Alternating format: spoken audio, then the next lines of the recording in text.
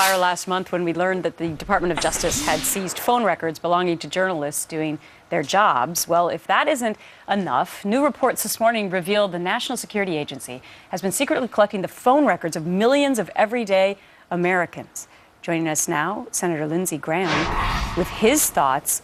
What do you make of this, Senator? Is this a big deal for Americans? Millions and millions and millions of Americans whose phone records were apparently given over to the government. Should we all be concerned?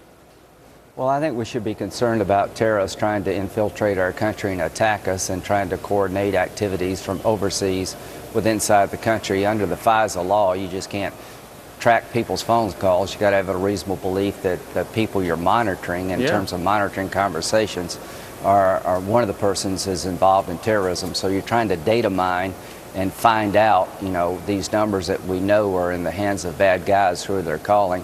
And then once you find a match, you can monitor, but you just can't monitor people's phone calls. But doesn't it seem unusual to you that this administration says that they don't believe in the war on terror?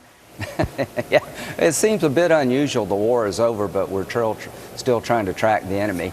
Yeah, the president's speech was tone deaf. We're very much under threat. Radical Islam is on the rise throughout the region. Homegrown terrorism is one of my biggest concerns. It's happening in our own backyard, and I'm glad the NSA is trying to find out what terrorists are up to overseas and inside the country. Well, Senator, I don't know about you, but I've got Verizon. That means the government's I do too. Okay, you and I and a lot of us here in the studio have been tracked by the NSA following all of our phone detail.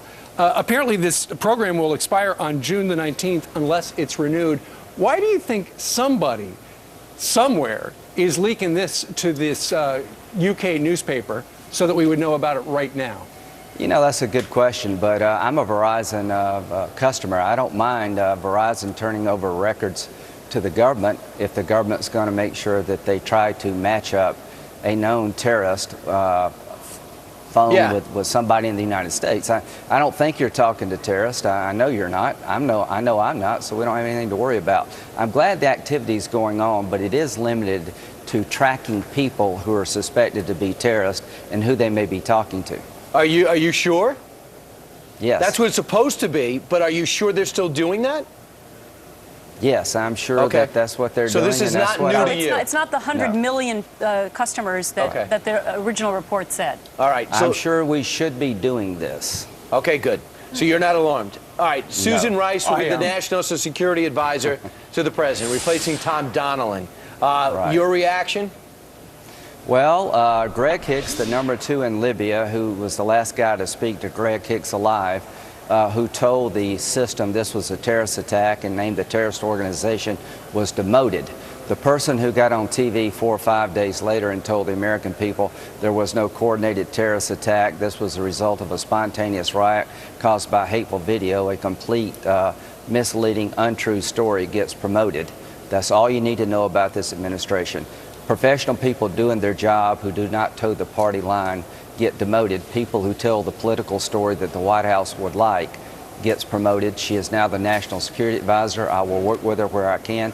The world is falling apart. Israel is surrounded by radical Islamists. I don't know why he chose her, but her credibility is low with me and others, but we will work with her. Senator, let me ask you this, because the judge earlier on the show, Judge Napolitano, said that this appointment would not preclude her from still having to testify about what happened. Okay, so what happened that week before she gave the talking points on Benghazi. Let me ask you this. Why has she not been called to come under oath to say to the American public who told her to give those talking points? This is a great question. We have subpoena power in the House. 3 things I want to know. Why haven't we heard from many survivors? I've destroyed a small forest writing letters to the administration. Please make the survivors of Benghazi available so we can hear from them what really happened. They refused to do that. We don't know who was in the meeting on Saturday before her Sunday TV appearance that took the talking points that were very accurate and turned out to be a bunch of garbage. Who was in that meeting?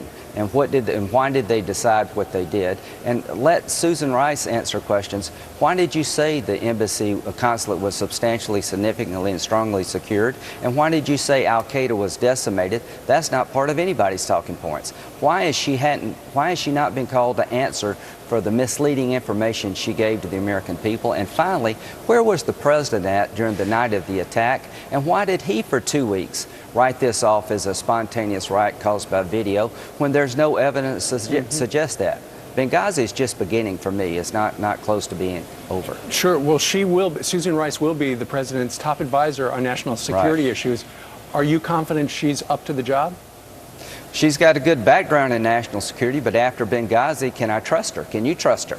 She's going to have to establish, well, that's right. Why would you pick somebody who is clearly, in the eyes of many of us here, took a national security event and made it a political event 7 weeks before the election? She was an empty vessel.